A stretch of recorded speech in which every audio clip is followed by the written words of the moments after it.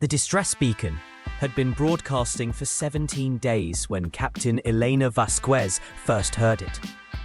Weak, intermittent, speaking in a language that Earth's xenolinguistic databases had never encountered before.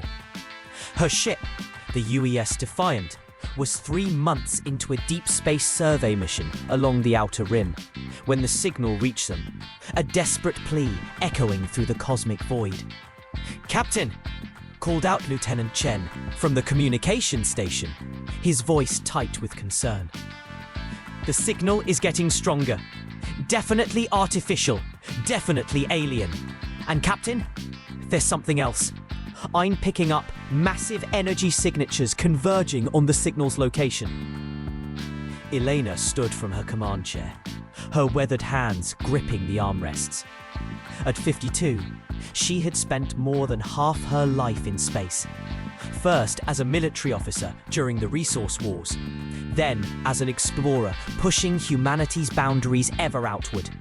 Her crew of 24 trusted her judgment implicitly, and right now, that judgment was telling her they were about to stumble into something significant. "How far out are we, Navigator Rodriguez?" 18 hours at maximum burn, Captain," came the reply from the navigation console. "But those energy signatures Chen mentioned, they're big. Really big. Whatever's happening out there, we might be flying into more than we can handle." Elena studied the tactical display. The Defiant was a science vessel, built for exploration and research, not combat. Her only weapons were defensive systems and mining charges used for asteroid surveys. Against unknown alien forces, they would be woefully outmatched.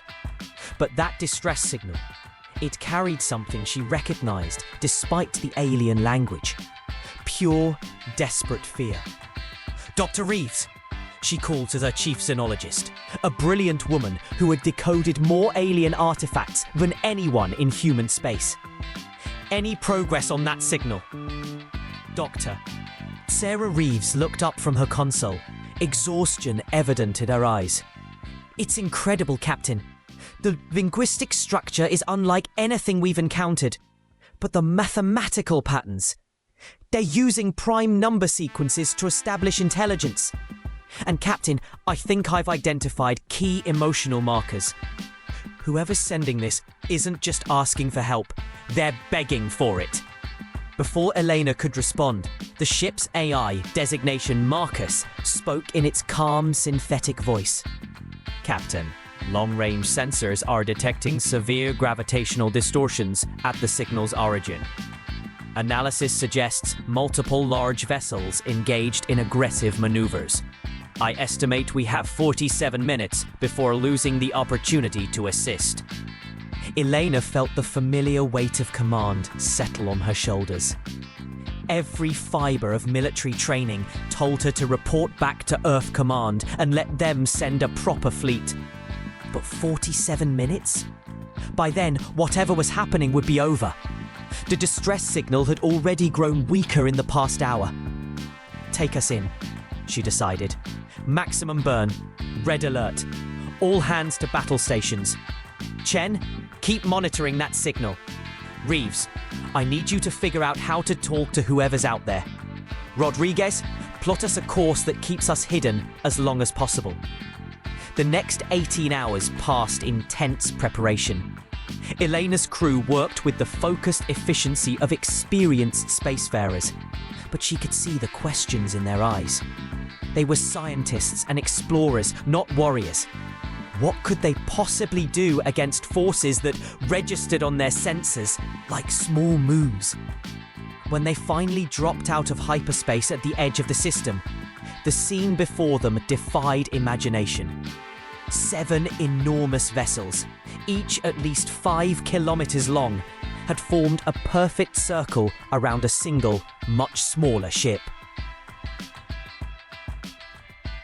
The massive vessels were architectural nightmares, all angles and protrusions, covered in what looked like weapon emplacements. They pulsed with malevolent red energy, like infective wounds in space itself. The smaller ship at the center was clearly dying. Hull breaches vented atmosphere in ghostly plumes, and its energy signature was barely registering on their sensors. It was elegant, where the larger ships were brutal. Its curves suggesting a species but value beauty alongside function. "Dear God," whispered Chen. "They're executing them." Elena gripped her command chair. "Marcus, analysis." The 7 large vessels appear to be using some form of plasma containment field to slowly compress their target. Current rate of constriction suggests complete hull collapse in approximately 12 minutes. The smaller vessel's shields have already failed. "Any signs they detected us?" "Negative, Captain. We remain at the edge of their sensor range." Dr. Reeves suddenly straightened at her station. "Captain, I've got breakthrough on the language." The distress signal. It's not just a call for help. It's a cultural broadcast. They're transmitting their history, their art, their scientific discoveries. They know they're about to die, and they're trying to ensure something of their civilization survives. Elena felt something cold settle in her chest. These weren't warriors being defeated in battle. These were scholars and artists being murdered for unknown reasons. The tactical part of her mind catalogued their options. Retreat and report, attempt diplomacy, or the suicidal option. The one that made no sense by any measure of military logic. If you're enjoying this story of human defiance against impossible odds, hit that subscribe button. We've got more epic HFY content coming your way. And drop a comment below telling us your favourite strategy game. Do you prefer the careful planning of civilization or the intense tactics of StarCraft? "Marcus," she said quietly, "scan those large vessels. Tell me about their formation, their movement patterns, their apparent technological capabilities." "Analysis complete, Captain. The vessels appear to be maintaining formation through gravitational manipulation rather than traditional propulsion.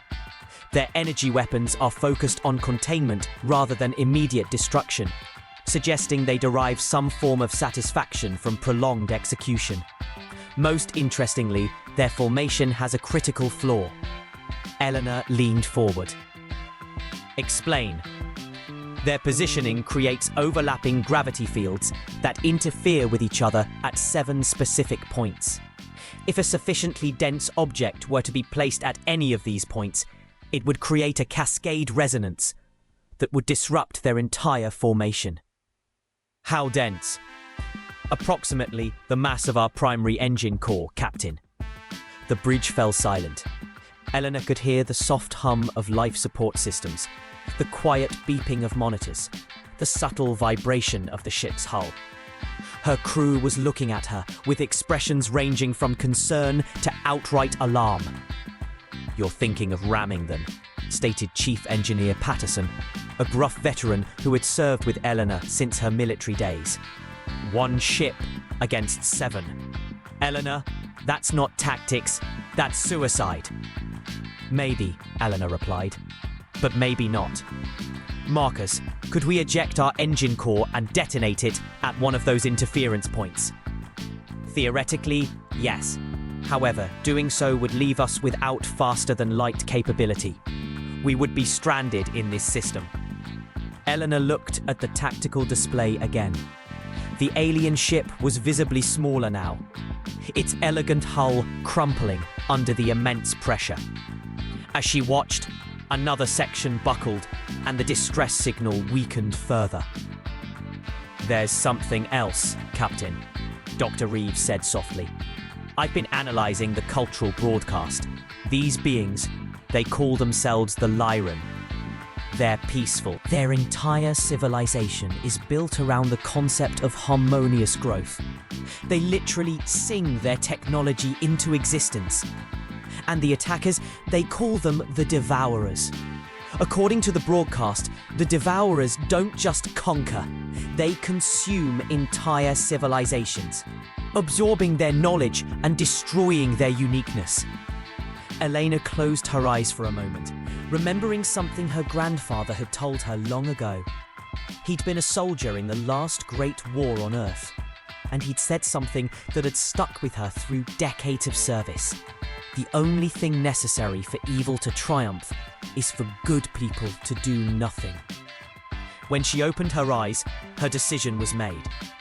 Patterson, how long do you need to rig the engine core for remote detonation? Elena, how long? The engineer's jaw worked silently for a moment before he answered. 10 minutes. Maybe 8 if I skip the safety protocols. Do it. Skip them all. Chen, open a channel to the alien ship. All frequencies, maximum power. Reeves, teach me how to say help is coming in their language. Over the next 8 minutes, Elena's crew performed miracles. Patterson and his team turned their primary engine into a precisely calibrated bomb. Chen boosted their communications array beyond safe parameters to punch a signal through the Devourer's interference. Dr. Reeves worked frantically to decode enough of the Lyran language to communicate basic concepts. Meanwhile, Elena studied the tactical situation with the intensity that had once made her one of Earth's most decorated military officers. The Devourers were massive, powerful, and confident. They had been toying with their victim, drawing out the execution for their own entertainment. That arrogance would be their weakness. "Captain!" Chen called out. "I've got a response from the alien ship. Audio only. Very weak." The voice that came through the speakers was unlike anything Elena had ever heard. Musical, complex, beautiful even in its desperation. Dr. Reeves translated in real time. "They're asking who we are. They say they've never encountered our species before. They're asking if we've come to watch them die." Elena keyed the communications herself. "Tell them we're humans. Tell them we don't watch murder, we stop it." The response was immediate. A surge of hope in the alien voice that transcended language barriers. Dr. Reeves was crying as she translated. "They're saying they've dreamed of this moment. Their oldest songs speak of strangers from distant stars who would stand against the darkness. They thought it was just mythology." "Well," Elena said grimly, "today mythology becomes reality." "Patterson, status?" "Core is ready, Captain. Remote detonator is armed. But Elena, once we do this, there's no going back. We'll be stuck here. And those Devourer ships will know we exist."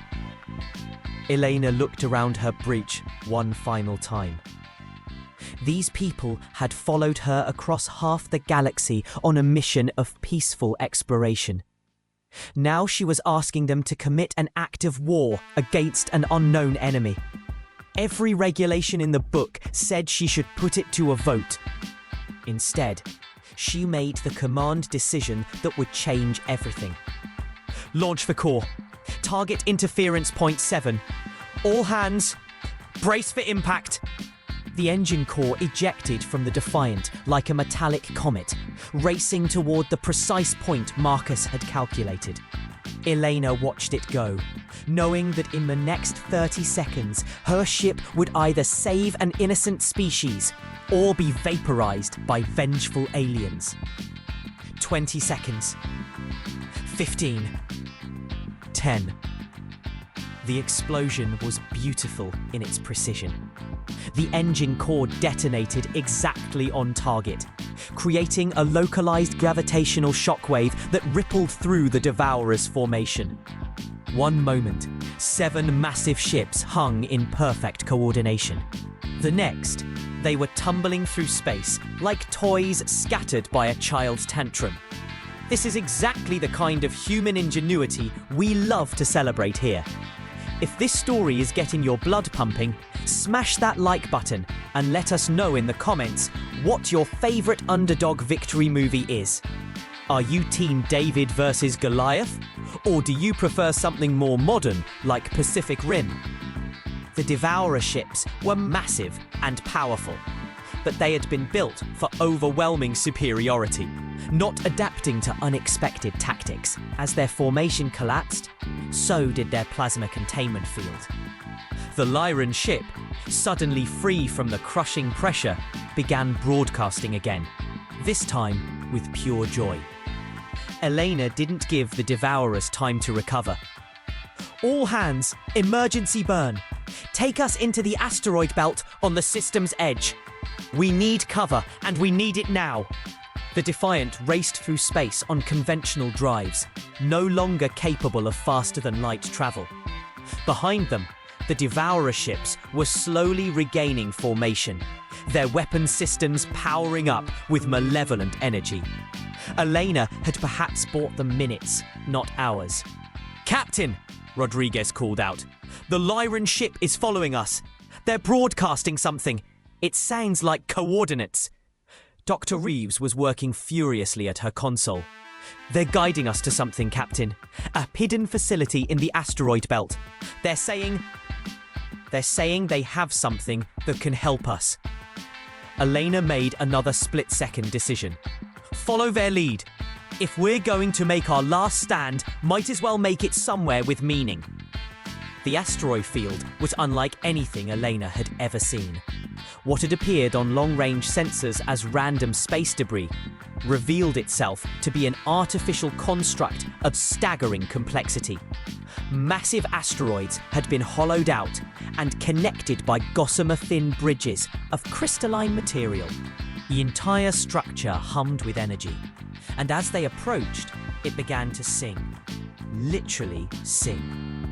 The sound came through their hull, a harmonious resonance that made every piece of metal on the ship vibrate in perfect pitch.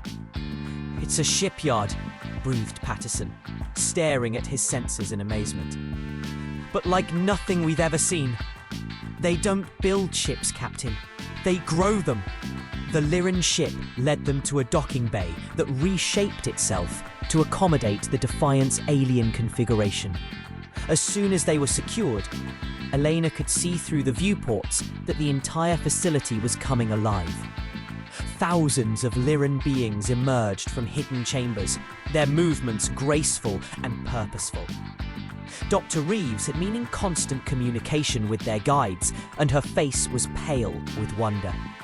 "Captain, they're saying this facility has been dormant for centuries. It was built as a refuge, a place where their civilization could rebuild if the worst ever happened. And they're saying they've been waiting for someone like us." Someone like us? Warriors who fight not for conquest, but for others. They have a word for it that doesn't translate well, but the closest approximation would be guardian spirits. "Captain, they want to give us something." Before Elena could ask what, the entire facility shuddered. The Devourer ships had found them. Through the transparent aluminum of the docking bay, Elena could see the 7 massive vessels approaching the asteroid field. They moved with predatory grace, their weapons charging for what they clearly expected to be a final execution. "How long do we have?" Elena asked Marcus. "At their current approach speed, approximately 4 minutes until they reach weapons range." 4 minutes to live. Elena had been in desperate situations before, but never quite this desperate. Her ship was trapped, her crew was stranded, and 7 ships that could crack planets were bearing down on them. That's when the Lyrans began to sing. It started as a low harmonic, barely audible even through the ship's hull. But it built quickly, joined by thousands of voices throughout the facility. The sound was not just music, it was mathematics made audible, physics given voice, technology transformed into art. And the asteroid field began to move. "Impossible," whispered Marcus, his normally calm AI voice actually showing surprise. "The entire structure is reconfiguring itself. The energy levels I'm detecting, they're off the scale." Elena watched in awe as the asteroid field literally transformed around them. What had appeared to be a hidden shipyard revealed its true nature. It was a weapon, but a weapon unlike any human mind had ever conceived. Instead of missiles or energy beams, it weaponized the fundamental forces of creation itself. The Lyrans weren't just singing technology into existence, they were singing reality into new shapes. The effect on the approaching Devourer ships was immediate and catastrophic. Their momentum, which had been carrying them forward with such confidence, suddenly reversed. Space itself seemed to reject their presence, pushing them back like oil on water. Their weapons, designed to harvest and consume, simply couldn't function in an environment where the basic rules of physics were being rewritten by conscious will. "Captain," Dr. Reeves said, her voice filled with awe, "they're asking if we want to learn." Elena looked around her bridge. Her crew was staring at the impossible scene outside with expressions of wonder and terror. They had witnessed something that would redefine humanity's understanding of what was possible in the universe. "Learn what?" Elena asked. "How to make the music. How to shape reality with conscious intent. They're saying that our willingness to sacrifice ourselves for strangers proves we have the necessary resonance. They want to teach us their science, their art, their way of turning thought into physical law." Outside, the Devourer ships were retreating, their massive hulls actually dissolving where they came into contact with the Lyrans' reality-altering song. They had been masters of consumption and destruction, but they had no defense against creation itself. Elena made her third impossible decision of the day. "Tell them yes. Tell them humanity accepts their gift." And that's how humanity learned to sing the universe into new shapes.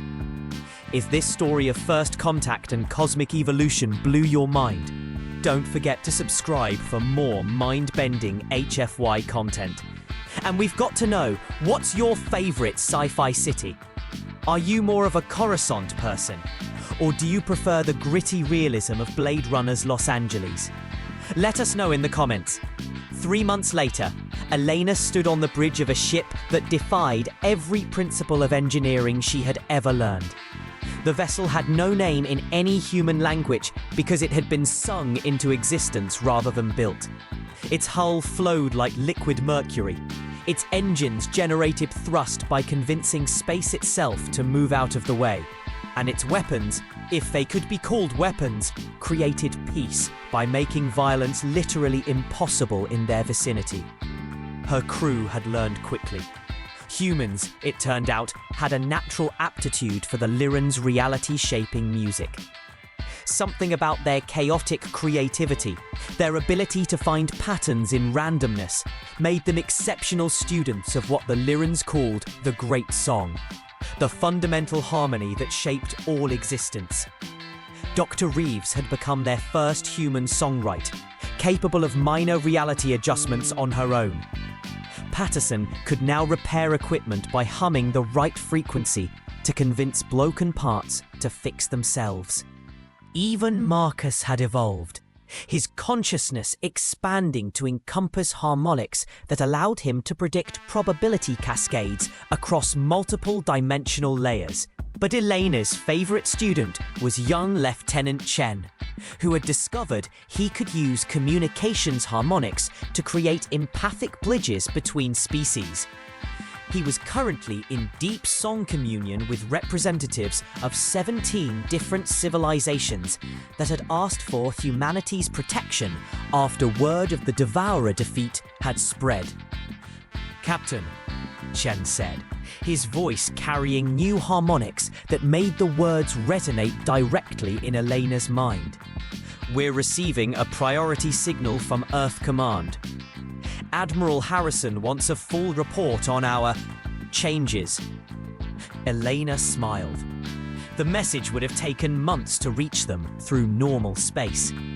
But Chen had received it through the quantum harmonic communication web the Lyrans had taught them to access. Earth Command was probably still trying to figure out why their long-range sensors showed impossible energy signatures where the Defiant should be.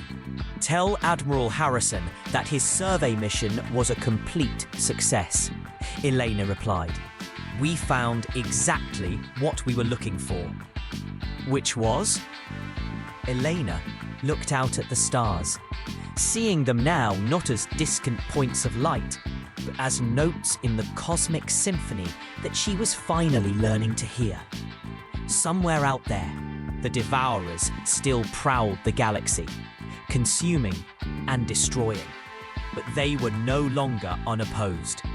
Humanity had found its voice in the great song, and they were teaching it to anyone willing to learn. The galaxy was changing. Where once there had been only predators and prey, now there were gardeners. Species working together to cultivate reality itself, to grow new possibilities from the quantum foam of pure potential. We found our place in the universe, Elena said finally. Turns out, we're the conductors. The ship that had no name sang its way through hyperspace towards Earth, carrying news that would transform humanity's understanding of everything. Behind them, the Lyran facility continued its eternal song, now joined by the voices of dozens of species learning to shape reality through conscious harmony. And in the deep spaces between stars, ancient devourer ships found themselves increasingly unable to function as the very fabric of space-time began to reject their presence.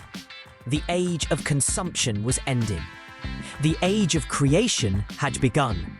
Elena Vasquez, explorer and guardian, stood at the center of it all, learning to conduct the symphony of existence itself. Humanity had found its voice in the cosmic choir, and the universe would never sound the same.